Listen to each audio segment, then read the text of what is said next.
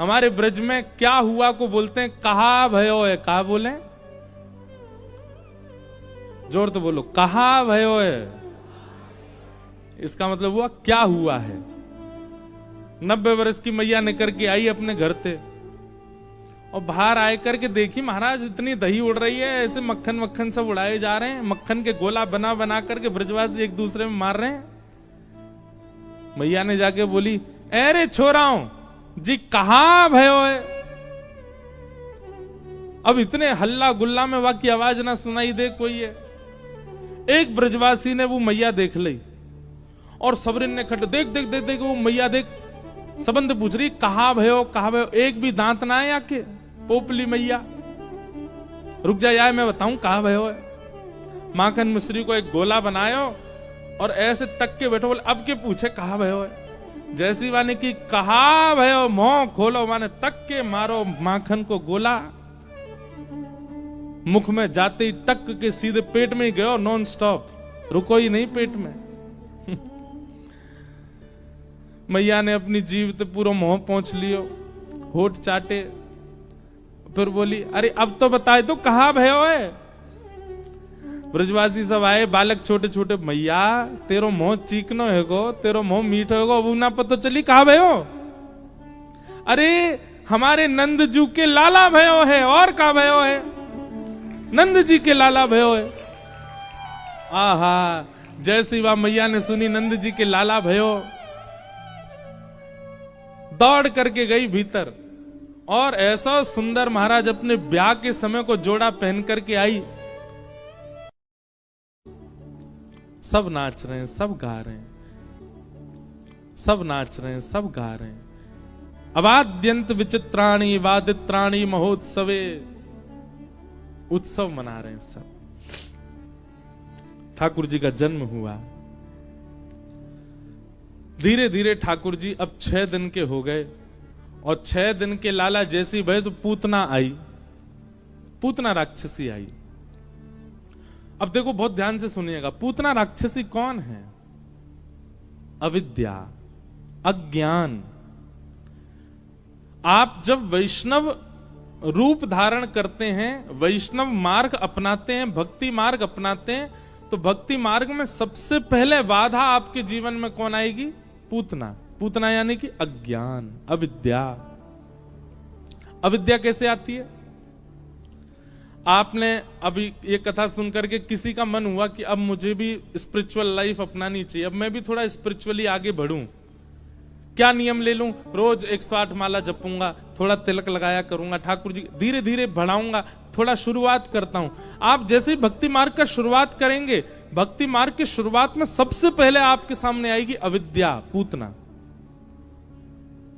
अविद्या का मतलब क्या होता है? अविश्वास। कभी कभी आपको ठाकुर जी पर अविश्वास होगा, कहीं ऐसा तो नहीं है मैंने गलत मार्ग अपना लिया हो, इतने दिन से मैं कर तो रहा हूं, तिलक आदि करता तो हूं, कथा वथा सुनता तो हूं, पर क्या ये सच में सत्य है? क्या ठाकुर जी सच में हुए थे? क्या ठाकुर जी ने सच में गीता जी का प्रवचन किया था? कहीं किसी संसार के व्यक्ति ने तो नहीं लिख दी है? ये ठाकुर जी कहीं काल्पनिक तो नहीं है? इस प्रकार की भावना आपके चित्त में आ जाए, समझो पूतना का आक्रमण हो रहा है। ये पूतना, भगवान की कथा, भगवान की लीला, भगवान के उत्सव, भगवान के धाम और स्वरूप, उनके प्रति काल्पनिक भाव आने लग जाना, अविश्वास प्रकट होने लग जाना, ये अविद्या है, पूतना। पूतना आएगी, आपके भजन पर आक्रमण करेगी, आपके भक्ति भाव पर आक्रमण करेगी, पर उस आक्रमण को आपको सहना है, उससे विचलित नहीं होना है। अधिकतर लोग इस आक्रमण के बाद ही भक्ति मार्ग छोड़ देते हैं और फिर अपना कुछ दिन का स्पिरिचुअल लाइफ जी के फिर बिगड़। अच्छा एक बात और सुनिए, कुछ दिन भक्ति पथ चुनने के बाद जब छोड़ दिया जाता है, तब व्यक्ति की स्थिति बहुत बुरी होती है, फिर तो बहुत ही ज्यादा बिगड़ जाता है वो।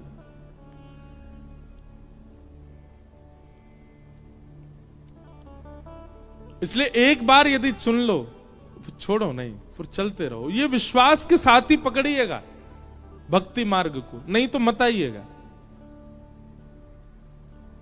विवाह किया जाता है तो इस भाव से किया जाता है, चाहे जो हो जाए अब हम साथ नहीं छोड़ेंगे। प्रेम किया जाता है तो इसी भाव से किया जाता है, अब नहीं साथ छोड़ेंगे। बालक का जन्म होता है तो बालक चाहे जैसा हो, माता पिता उसके टेक केयर करने का, उसको संग रखने का पूर्ण मन बना ही लेते हैं। पर जो विवाह करके संबंध नहीं निभाते, प्रेम करके संबंध नहीं निभाते, बालकों को जन्म देने के बाद उनकी किसी स्थिति से परेशान होकर माता पिता बालक को छोड़ देते हैं, ऐसे लोगों को नरक जाना पड़ता है फिर, क्योंकि उन्होंने संबंध का निर्वहन नहीं किया। आए ही क्यों थे जब निभाना नहीं था तो। ठीक वैसे ही भक्ति मार्ग में भी आने से पहले निभाने का एक संकल्प लेकर के आइएगा, चाहे जो हो जाए। ये राक्षस बहुत आएंगे बीच में आपको विचलन करने के लिए, उनको छोड़ना नहीं है। भक्ति मार्ग एक बार चुन लो तो फिर चलना है। पूतना आई, पूतना आई, रूप बदल करके आई, बहुत सुंदर बन के आई। अज्ञान कैसे आएगा? कभी कभी ठाकुर जी से ज्यादा श्रेष्ठ आपको कुछ और लगने लग जाएगा। कभी कभी भक्ति मार्ग से अच्छा आपको दूसरी चीजें अपनी ओर आकर्षित करेंगी।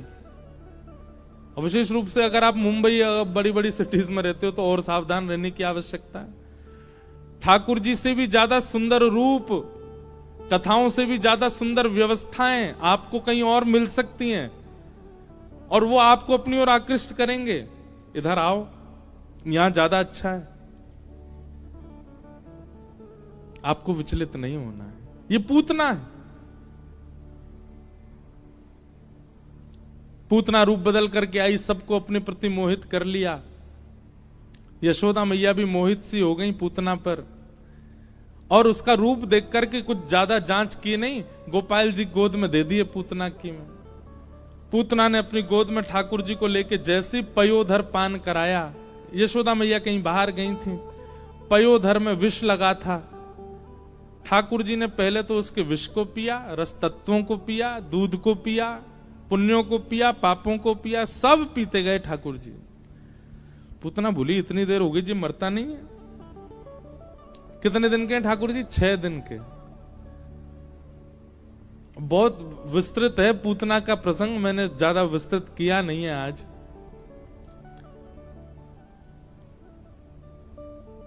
भगवान ने पूतना को देखा नहीं था, नेत्र बंद करके बैठे थे, ऐसे हाथ धर लिए थे ठाकुर जी ने। और पूतना ने जब पयोधर पान कराया तो पीते पीते ठाकुर जी पी भी ऐसे ही रहे उसका पयोधर। छोटे छोटे बालक कभी कभी हाथ धर लेते हैं ऐसे, और पीते पीते पीते जैसे ही ठाकुर जी ने उसके प्राण पीने शुरू किए, प्राण जैसे ही बाहर आने लगे, पूतना अपने वास्तविक रूप में प्रकट होने लगी। उसके सुंदर नेत्र, सुंदर नाक, सुंदर बाल सब कुरूप होने लग गए। जैसे ही कुरूपणी हुई, सामुंच मुंचाल मिति प्रभाषणी, अरे बालक छोड़, अरे बालक छोड़ कहकर के ठाकुर जी को पीछे करने लगी। लेकिन भगवान ने गाढ़म कराभ्याम इतने इतने कस के उसके पयोधर को पकड़ा कि ठाकुर जी छोड़े ही नहीं। और जैसे ही पूतना अपने रूप में आई तो कहते हैं ठाकुर जी ने अपने नेत्रों से हाथ हटा लिए, और हाथ हटा करके छोटे छोटे आंखों से ठाकुर जी पूतना को देखने लगे। हमारे आचार्य चरण इस भाव पर कहते हैं ये लीला क्या समझा रही है? बोले ठाकुर के आगे भेष बदल के जाओगे तो ठाकुर जी तुमको देखेंगे नहीं। भेष बदल के मतलब क्रीम पाउडर लगाने को नहीं कह रहे हैं। भेष बदलने का मतलब हो तो कामी, हो तो क्रोधी, हो तो लोभी, हो तो द्वेषी, हो तो ईर्ष्यालु। लेकिन मंदिर में कैसे बन गए? अति भक्ति चोरे लक्षण, ऐसे बन के गए महाराज इनसे बड़ो कोई भगत नहीं है। उसको क्या बोलते हैं? बगुला भगत। बगुला भगत देखा है? सरोवर में, नदियों में कहीं पानी संग्रहित हो, वहां एक पैर से खड़ा रहता बगुला भगत। पक्षी होता है बगुला। एक पैर से खड़े उस बगुला को देख करके सरोवर की सारी मछलियां कहती हैं ओहो कोई संत आए हैं भैया, चलो इनको प्रणाम करिए आए। एक पैर से खड़े हैं, देखो सारी मछलियां उस बगुला के आसपास घूमने लगती हैं। अरे बाबा हम पे कृपा कर दो, हमारे परिवार पे मंगल कर दो, आप जैसे भगत। देखो आंख बंद करके एक पांव पे खड़े हो। सत्य घटना है ये, स्कूल में पढ़ाते थे। सारी मछलियां उसके पैर के इर्द गिर्द घूमने लगती हैं। इतने में वो बगुला अपनी एक आंख खोल के दिखता है और तुरंत अपनी चोंच भीतर डाल के एक मछली को लेकर के भोजन कर लेता है। सारी मछलियां भागती हैं, अरे ये तो बगुला भगत है। मतलब भक्त का तो केवल आवरण है, भीतर से कौन है? बगुला, शिकार करने आया है। ऐसे लोगों को ठाकुर जी नहीं देखते, जो हैं कुछ और पर दिखा क्या रहे हैं, प्रिटेंड क्या कर रहे हैं? बहुत वैष्णव हैं, बहुत भक्त हैं। कथा होती है, कथा में भी कई लोग ऐसे ही आते हैं। वो 7 दिन तक प्याज लहसुन को हाथ भी नहीं लगाएंगे, 7 दिन तक इतने पवित्र रहेंगे, सबको दिखा देंगे, देखो मैंने कथा को जीवन में उतार लिया। कथा विश्राम होने के 10-5 दिन बाद ही परिवर्तन हो जाता है, फिर से उसी कामों में लग गए। रोज पीना खाना प्रारंभ कर दिया, कथा कथा तक छुट्टी थी। नवरात्रि में भी होते हैं ये वाले बगला भगत। 9 दिन तो इतना ध्यान रखेंगे भोजन का, पानी का, दूध का, इसका उसका।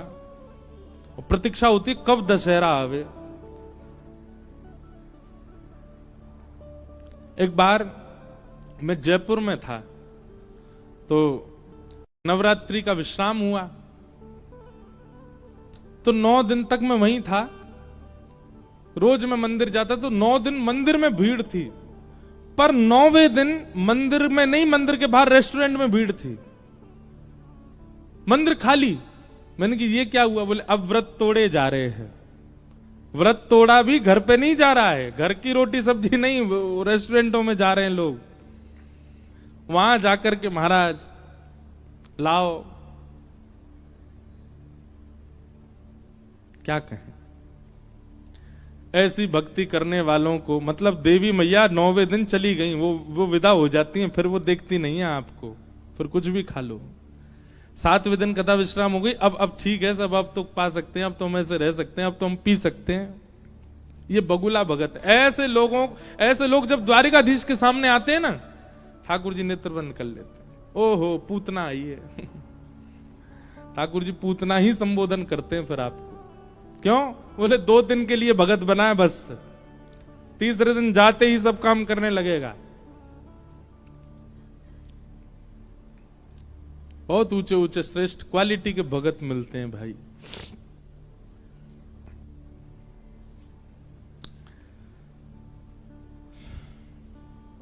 पूतना मत बनो।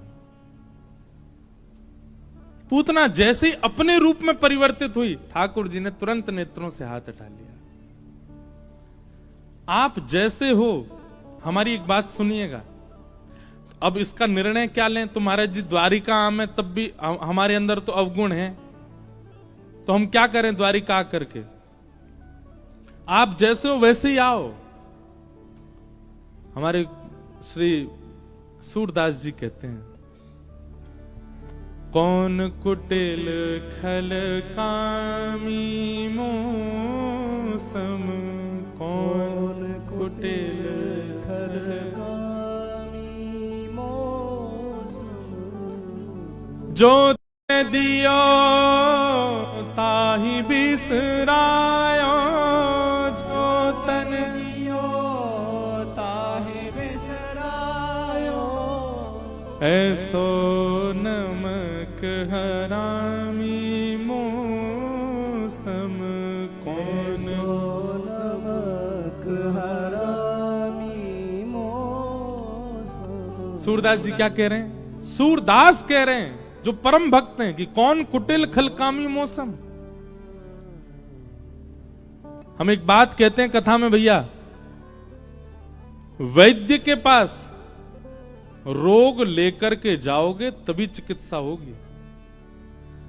ऐसे ही ठाकुर जी के सन्मुख अपने चित्त के रोग जब तक नहीं प्रस्तुत करोगे, चिकित्सा कैसे करेंगे?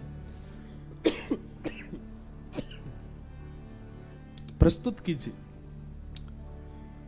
ये दोष है नाथ मुझ में, अब आप देख लीजिए मुझे कैसे शुद्ध करना है, कैसे आप ठाकुर जी के सामने जब अपना दोष स्वीकार करते हैं, ठाकुर जी जिम्मेवारी लेते हैं उस दोष को नष्ट करने की। पर हमने कभी दोष स्वीकार किया ही नहीं। अरे हम विनोबा भावे महाराष्ट्र के एक बहुत अच्छे संत हुए, वे कहते हैं मानव का सबसे बड़ा सद्गुण क्या है? अपने अवगुणों को स्वीकार करना। हां ये कमी है मुझ में, नहीं मानते हम। पत्नी कह दे आप ऐसे हो, वो पत्नी बुरी लगने लगती है उसी दिन से ही। माता पिता कहते हैं बेटा तू ऐसा है, तो माता पिता ही बुरे लगने लगते हैं बच्चों को। हम अवगुण स्वीकार कब कर पाते हैं? कभी नहीं। बस एक जगह हम सब अपना अवगुण स्वीकार करते हैं, शीशा के सामने जब खुद को देखते हैं, और फिर उसके आगे देख करके उन्हीं अवगुणों को फिर छुपाते हैं। अपने आप को देख करके अपने आप से ही छुपाते हैं। बाहर जा रहा हूं, अब ऐसा दिखना चाहिए, अब मेरा स्वभाव ऐसा लगना चाहिए, अब ये। और जब से सोशल मीडिया का टाइम आया तब से तो महाराज इतनी पूतनाएं बढ़ गई हैं संसार में, क्या बताएं। अब तो बहुत पूतना हो गई हैं, केवल इन्फ्लुएंस करने के लिए अच्छे दिखाई देंगे। जैसे ही कैमरा सामने आएगा तो ऐसे बन जाएंगे, देखो हम दान कर रहे हैं, देखो हम यहाँ पे दया कर रहे हैं, देखो हमने ये किया, देखो हमने ये किया। कैमरा बंद होते छीनो ले तो लाओ, दे वापस दो, हो गया काम, हम अब क्या करना है। ऐसे भी लोग हैं संसार में। तो जब से सोशल मीडिया आई है तब से पूतना बहुत हो गई हैं, और उन पूतनाओं से हम सब प्रभावित हो रहे हैं। एक पूतना का तो चर्चा मैंने आज कथा में ही कर दी। ना तो पूतनाओं से प्रभावित होइए और ना स्वयं पूतना बनिए, नहीं तो ठाकुर जी के नेत्रों से वंचित रहोगे। मैं एक बात कहता हूं, लाख लोग द्वारिकाधीश का दर्शन कर रहे हैं, बड़ी बात नहीं है। लाखों में द्वारिकाधीश किसको देख रहे हैं, ये बड़ी बात है। उनकी दृष्टि किस पे पड़ी। आप कथा में क्यों बैठे हैं, क्यों सुनने आए हैं कथा? ताकि आपका निर्माण ऐसा हो कि जब द्वारिकाधीश के सामने जाओ, हजारों में हजारों उनके दर्शन करें, पर जब आप जाओ कथा सुन के अपना निर्माण करें, द्वारिकाधीश की दृष्टि आप पर पड़े, वो आपको देखें। मीराबाई को देखते थे ठाकुर जी, सूरदास को देखते थे ठाकुर। सूरदास जी से किसी ने कहा तुम पे नेत्र तो है नहीं, सूरदास जी कहते तो कहा दिक्कत है भैया, तुम सबन को नेत्र ठाकुर जी ने दिए, मानो तुमको आज्ञा करिए कि भैया तुमको नेत्र दे रहा हूं, तुम मेरा दर्शन करो। और मोए नेत्र ना दे करके ठाकुर जी बोले तू कहा देखोगे, मोए मैं ही देखूंगा तोए, या हमारे तोए नेत्र ना दिए, मोए नेत्र ना दिए। सूरदास जी को इतना विश्वास है, वो यूं कहते हैं कि ठाकुर जी मेरा दर्शन करते हैं, मुझे देखते हैं। सूरदास जी और भी बहुत सारी बातें इस बात पे कहते हैं नेत्र नहीं है। सूरदास जी कहते बोले भैया तुमको नेत्र देकर के ठाकुर जी ने तुमको जिम्मेवारी दी है, गड्ढा आवे तो संभल जाइयो, ऊंचा आवे तो संभल जाइयो, संभल के चलियो। अगर गड्ढे में आप गिर गए तो लोग बात क्या कहेंगे, भैया आंखें हैं खोल के चला करो। मतलब नेत्र दिए हैं तो जिम्मेवारी तुम्हारी है, संभल के चलो। मोए नेत्र ना दिए ठाकुर जी ने, ठाकुर जी बोले बाकी दुनिया पे नेत्र हैं, वो अपनी जिम्मेवारी खुद संभालेंगे, तो नेत्र ना देके तेरी जिम्मेवारी तो मैं रखूंगा, तो मैं लेके चलूंगा। सूरदास तू वहां चलियो जाओ, मैं ले चलूं। तो भैया भक्ति में सबसे पहली बाधा क्या है? पूतना। इससे बचो, स्वयं भी मत बनो, और जो बनी डोल रही हैं उनसे भी बचो। आप सबके फोनों के द्वारा पूतनाएं आ रही हैं आपके पास, उनसे इन्फ्लुएंस मत हो जाना। कोई कह रहा है माता पिता को छोड़ दो, माता पिता ऐसे होते हैं। कोई कह रहा है कि अकेले ही जी लो, ब्याह क्या करना है, ऐसा है वैसा है, पति ऐसे होते हैं, पत्नियां ऐसी होती हैं, ऐसा शास्त्र क्या कहते हैं। अरे भैया अपना जीवन है, जिंदगी ना मिलेगी दोबारा, एक ही बार मिली है, जितना हो सके सब कर लो, खा लो, पी लो, ऐश कर लो, मौज। ये सब नहीं, इनसे इन्फ्लुएंस मत होइएगा। पूतना आई, भगवान ने जैसी पूतना अपने रूप में आई, ठाकुर जी ने उसका वध कर दिया। बोलो पूतना मर्दन भगवान की। 6 दिन के ठाकुर जी ने विशाल पूतना को मार दिया। विशाल पूतना का शरीर नंद भवन के पीछे जाकर के गिरा। सब ब्रजवासी दौड़े और जाके देखा तो विशाल पूतना पड़ी थी। सब ने ऊपर चढ़ करके पूतना के गोद से ठाकुर जी को उठाया, लेकर के गोपियां गौशाला गईं और जाकर के गौमूत्र से स्नान कराया, भगवान को पूंछ से झाड़ा लगाया, कहीं कोई राक्षसी की अला बला ना लग गई हो लाला को। भगवान की वैद्य कौन है? गौ माता। संसार की सबसे बड़ी वैद्य है गौ, और उस गौ का ही निरादर, उस गौ का ही त्याग हम लोग करते जा रहे हैं। एक महापुरुष यहाँ आए हैं, हमारे बंग परिवार में ही आए हैं। वो मुझे रोज गौ माता के बारे में कुछ ना कुछ भाव कहते हैं। वे रोज मुझे एक बात कहते हैं, बोले महाराज जी आप गौ के लिए संसार को प्रेरित कीजिए। भैया ठाकुर जी को अति प्रिय है गैया। अभी आप आगे सुनेंगे, ठाकुर जी जैसे 3 बरस के भये, 2.5 वर्ष के भये, तो धीमे धीमे बोलन लगे। तो यशोदा मैया बुलवा रही है, लाला बोल मैया, ठाकुर जी नहीं बोले। नंद बाबा बोले लाला बोल बाबा, ठाकुर जी नहीं बोले। बलराम जी बोले लाला बोल भैया, ठाकुर जी नहीं बोले। इतने में ही गौशाला तक गैया निकल के आई ठाकुर जी के आगे। जैसे गैया को ठाकुर जी ने देखो, छोटे से ठाकुर जी उंगली हिलाने लगे, वह की ओर देखने लगे, और जैसे बालक गाय देख ले तो कुछ आवाज निकालता ना, ऐसे ही ठाकुर जी तुरंत गैया देख के बोले गैया। सबसे पहला शब्द ठाकुर जी ने अपने मुख से उच्चारण किया है गैया। पूरे विश्व को बुलवाने लगे। पूरे तीनों लोगों का निर्माण करने वाले स्वयं श्री ठाकुर जी के मुख से सबसे पहला शब्द कौन सा निकला? गैया। और उस गाय का हमने आज त्याग जैसा कर दिया है। केवल दूध पीने के लिए गैया है, और वो भी दूध हम कहां पी रहे हैं, क्या पी रहे हैं, पता ही नहीं है। इसलिए भैया गौ सेवा का भाव हृदय में जागृत करो। भगवान को गौशाला ले गए। गौशाला में जाकर के ठाकुर जी को पूंछ से झाड़ा आदि लगाया। धीमे धीमे ठाकुर जी अब 3 महीना के हुए। पलना उत्सव हुआ। ठाकुर जी ने सक्टासुर का वध किया।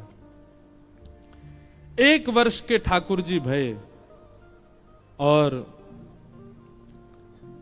अब ठाकुर जी उंगली पकड़ करके चलते मैया की, और धीमे धीमे चरण आगे धरते हैं। धीमे धीमे यशोदा मैया अपनी उंगली ऐसे हटा लेती है, और ठाकुर जी ऐसे दोनों भुजा उठा करके चलते चलते चलते चलते धड़ाम से गिर पड़ते हैं। फिर यशोदा मैया उठाती है, लाला को गोद में लेके जाती है। ऐसे पूरे विश्व को चलाने वाले स्वयं ठाकुर जी आज चलना सीख रहे हैं नंद भवन में।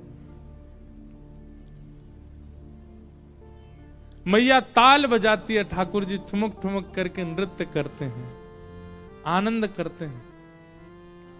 आहा। सब गोपियां इकट्ठी हो जाती हैं ठाकुर जी को देखने के लिए। ये चतुर्भुज ठाकुर जी जो यहाँ 4 भुजा वाले राजा धीराज बन के बैठे हैं, इनकी ये सब अद्भुत लीला है। आहा।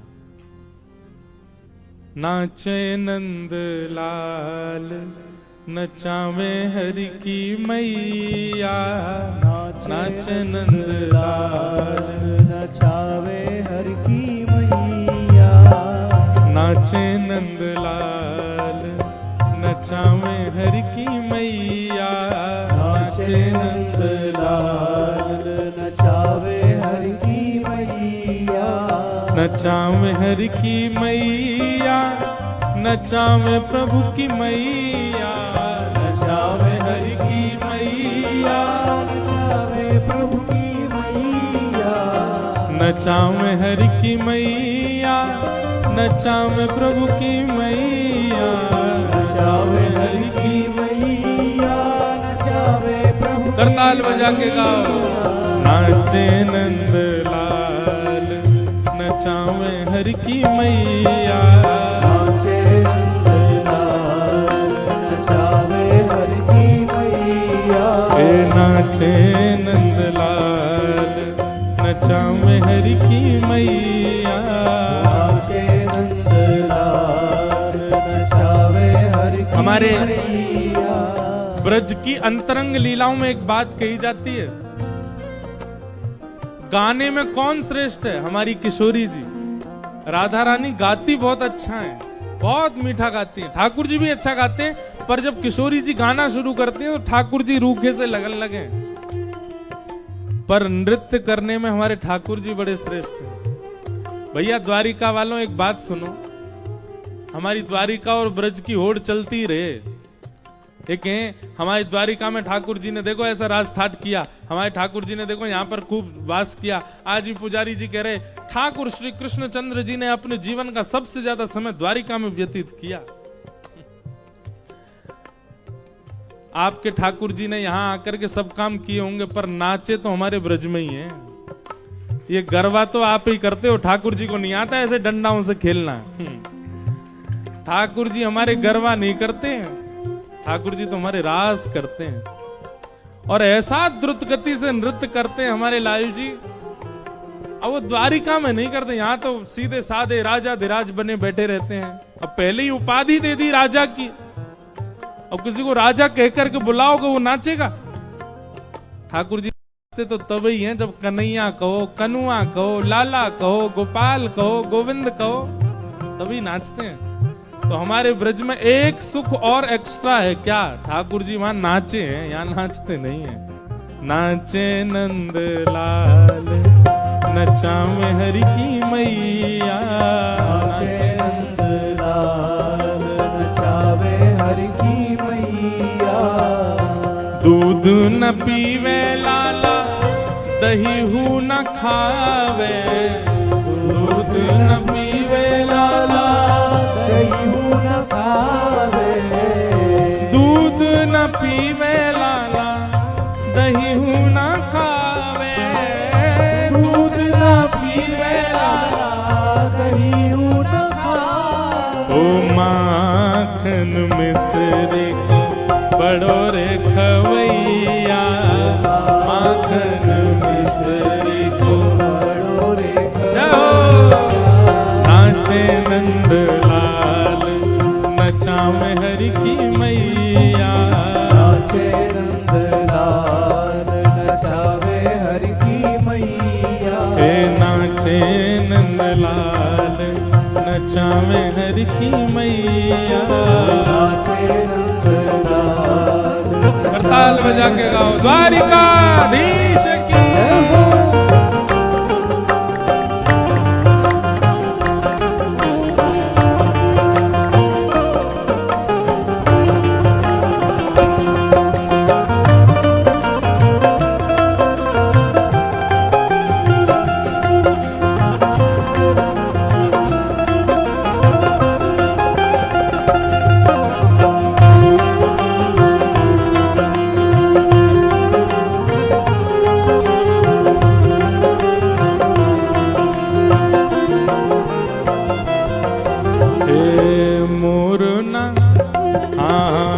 मुकुट न पहरे लाला स्वाफा न बांधे, मुकुट न पहरे लाला स्वाफा न बांधे।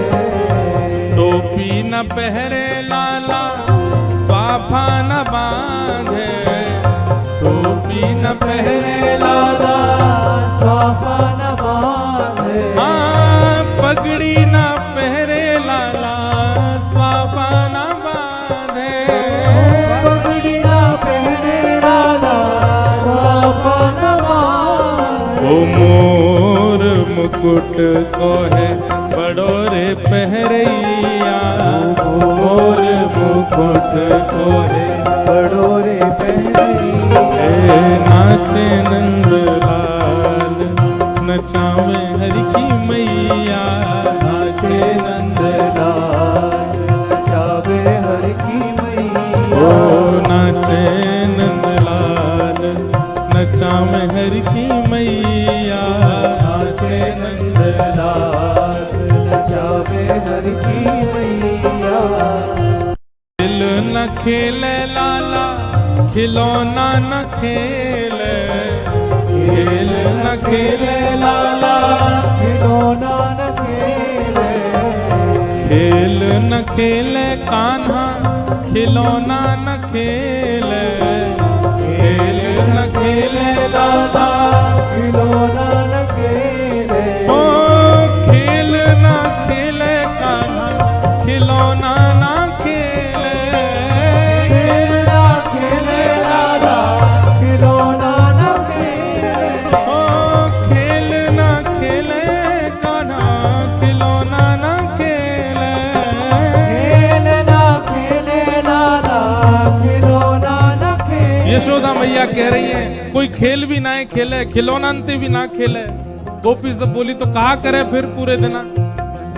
ओ वंशी को लाला बड़ो रे बजैया, वंशी को लाला है बड़ो रे वे नाचे नंद लाल, नचावे हर की मैया, नाचे नंद लाल, नचावे हर की मैया, ओ नाचे नंद लाल, नचावे हर की मैया, नाचे नंद लाल, नचावे हर की मैया, नचावे हर की मैया, नचावे यशोदा मैया, नचावे हर की मैया, नचावे यशोदा मैया, नचावे हर की मैया, नचावे यशोदा मैया, नचावे हर की मैया, नचावे यशोदा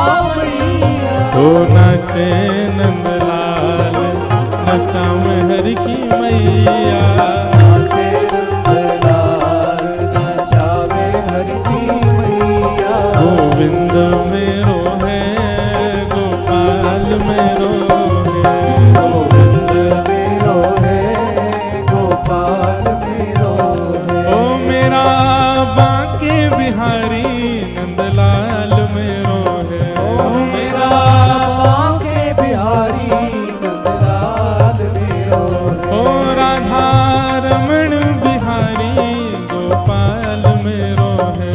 राधा रमण बिहारी गाओ भाव से हे गोविंद मेरो है, गोपाल मेरो है, गोविंद मेरो है, गोपाल मेरो है, गोविंद मेरो है, गोपाल मेरो है, गोविंद मेरो है, गोपाल मेरो है, ओ मेरा कुंज बिहारी नंदलाल मेरो है, मेरा बिहारी नंदलाल मेरो है, राधा रमण बिहारी नंदलाल मेरो है, राधा रमण बिहारी नंदलाल मेरो है, राधा वल्लभ बिहारी गोपाल मेरो है, राधा वल्लभ बिहारी गोपाल मेरो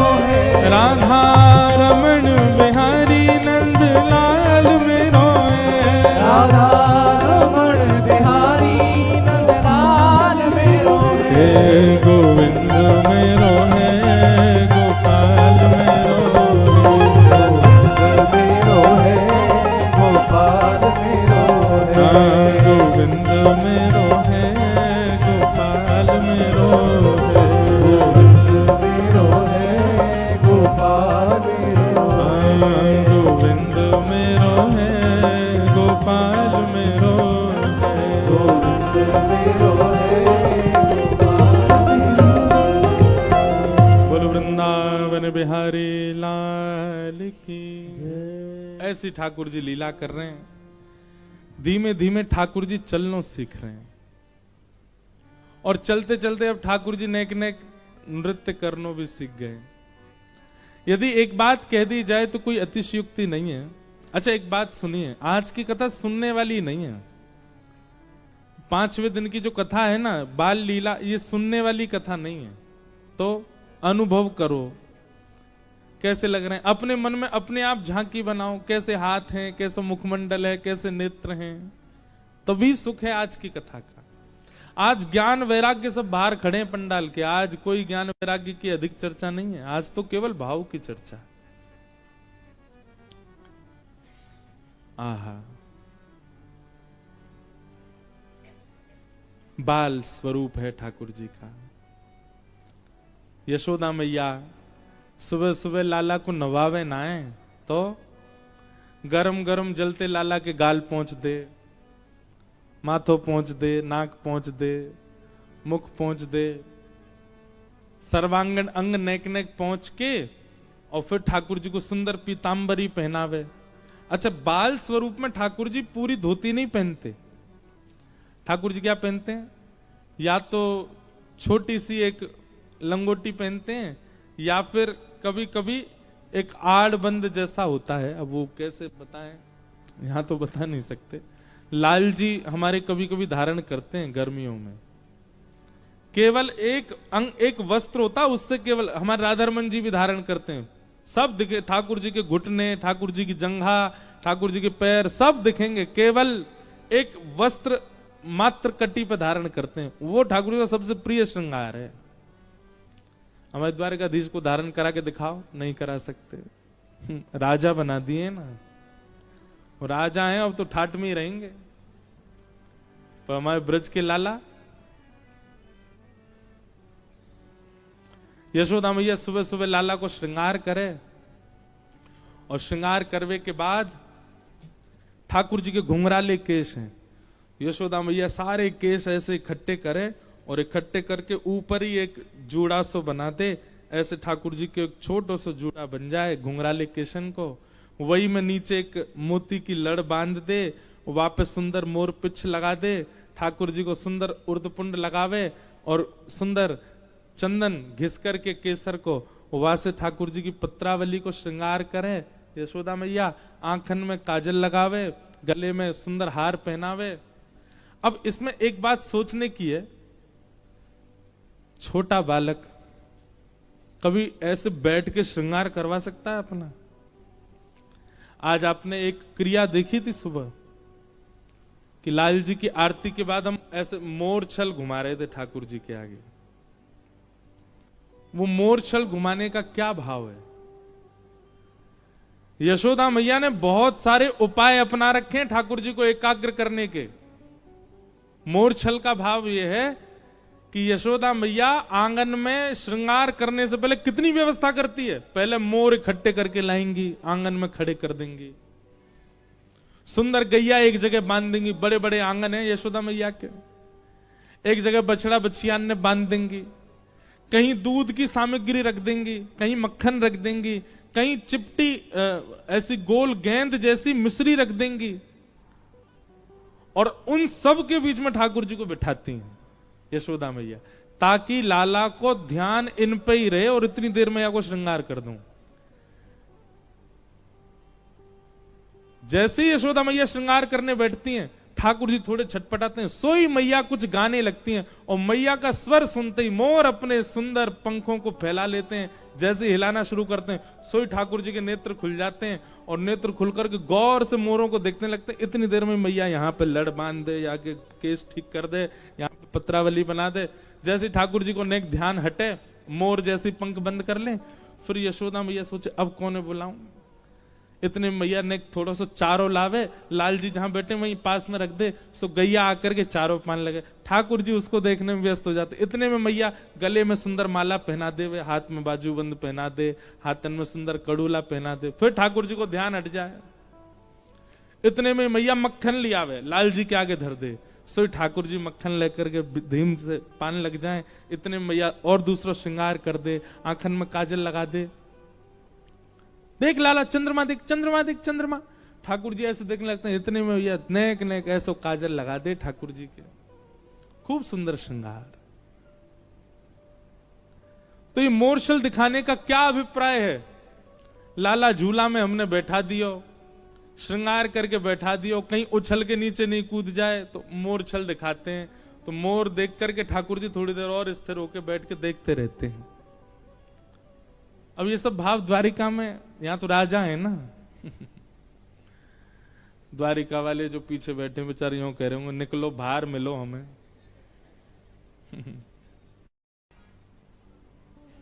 और सबसे बड़ी बात, पूरा श्रृंगार करने के बाद जब एक एक श्रृंगार ठाकुर जी का हो जाता है, तब यशोदा मैया इत्र लाती है और इत्र ला करके अपने वक्ष पर, अपने हाथ पर, अपने वस्त्रों पर लगाती हैं और लगाने के बाद फिर लाला को आलिंगन कर ले।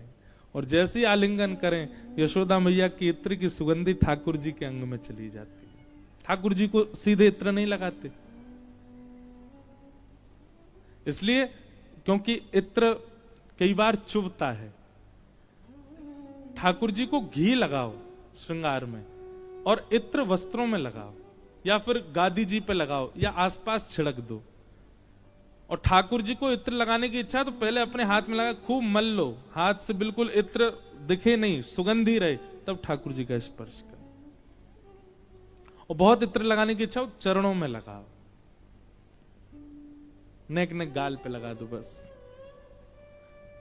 यशोदा मैया अंक में भर लेती है लाला को, और जैसे ही अंक में भरे सोई ठाकुर जी में सुगंधी आ जाती है। मैया के है गो श्रृंगार, लाला बहुत सुंदर लग रहा, चोखो लग रहा मेरो लाला, कोई की नजर नहीं लगे। मैया खूब नजर उतारे, अब के लाला यहां पे आ, लाला है पकड़ के, अब जूड़ा बिगाड़ देंगे ऊपर ते। जो श्रृंगार कियो नेक नेक मैया ऐसे हाथ मार के सब मिटा दे। क्यों? आंखन पे ऐसे हाथ फेर दे, ठाकुर जी को काजल फैला दे, यहां तक कौंदनी ढीली कर दे, गले की माला सब अस्त व्यस्त कर दे लाला की। क्यों? अब बुरो बावड़ो बना दूं, कोई की नजर नहीं लग जाए। और बुरो बावड़ो बना के अब लाला जाग खेले आ बाहर। बाहर सब गोपियां खड़ी हैं दर्शन करने के लिए। ठाकुर जी भीतर से निकल के आ रहे हैं, यहां से काजल फैल लो, एक आंख जगन्नाथ जी जैसी, एक आंख सीधी। यहां से ठाकुर जी की बाजूबंद उतर रही है, कहीं से माला उधर ही। सब यशोदा मैया थे, मैया इतनो प्यारो तेरो लाला, इतनो सुंदर लाला, तू श्रृंगार कैसे करे? मैया बोली ऐसे ही करूंगी। तब एक गोपी को रहस्य पता चलो, बोले ये मैया ऐसा श्रृंगार करे ना है, ये कहीं हमारी नजर नहीं लग जाए, हमारे बिगाड़ दे लाला है बाद में। इसलिए जो सेवा करते हैं ठाकुर जी की, खूब सुंदर सजाओ ठाकुर जी को, लेकिन केवल अपने नेत्रों के लिए, और स्वयं देख दाख के फिर नेकाद नेक माला वाला इधर उधर कर दे करो, कोई और देख वे आवे तो कोई नजर नहीं लगे। बड़े भाव बंधुओं, गोपी प्रेम, मीरा प्रेम सबने सुना, पर एक बार मेरा बहुत मन है, मैं 7 दिन केवल यशोदा प्रेम पर बोलूं। कैसा प्रेम है यशोदा जी का, एक मातृ प्रेम। कैसा श्रृंगार करती हैं, कैसे कैसे ठाकुर जी की सेवा करती हैं, कैसे उठाती हैं, कैसे सुलाती हैं।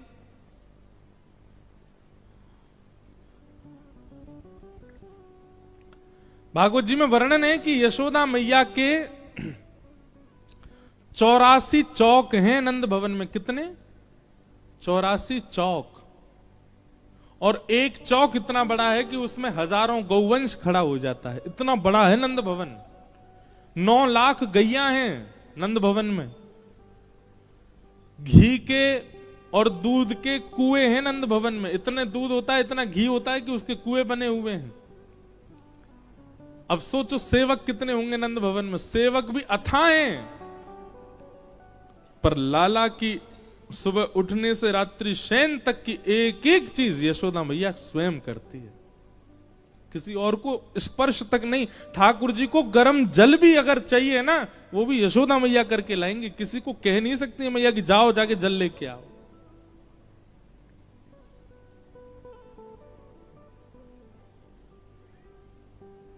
छोटे छोटे बच्चों को माताएं संभाल नहीं पाती, तो फिर दूसरे संभालने वाली रहती हैं। क्यों? स्वयं को तो फोन संभालना है ना, वो बच्चे से ज्यादा इंपॉर्टेंट है। हमारी बात बुरी लगे तो लगे, पर यशोदा मैया जी का जो भाव बताया, हम माताओं से, माताएं कुछ भी करें, पर जो सेवा करते हैं ठाकुर जी की, उनसे कह रहे हैं हम इस चीज से वंचित हैं, क्योंकि हम कथा में इतने व्यस्त हो गए हैं कि हम ठाकुर जी की कई सेवा खुद कर ही नहीं पाते। इसलिए हम विदेश जाते हैं। किसी ने मुझसे कहा आप विदेश क्यों जाते हो, भारत में ही रहा करो, विदेश यात्रा पे क्यों जाते हो आप हर साल? क्योंकि मैं अकेला जाता हूं, वहां ठाकुर जी की आद्योपांत सेवा मैं ही करूंगा। ठाकुर जी को जल पिलाना, ठाकुर जी को भोग लगाना, ठाकुर जी को सुलाना। अब यहाँ तो सब भाई लोग, अब ऐसा नहीं है कि मैं खुद ही इतना व्यस्त हो जाता हूं कि नहीं कर पाता। पर यशोदा मैया की सेवा का भाव भागवत जी में वर्णन है। एक एक चीज ठाकुर जी की स्वयं करती हैं यशोदा मैया।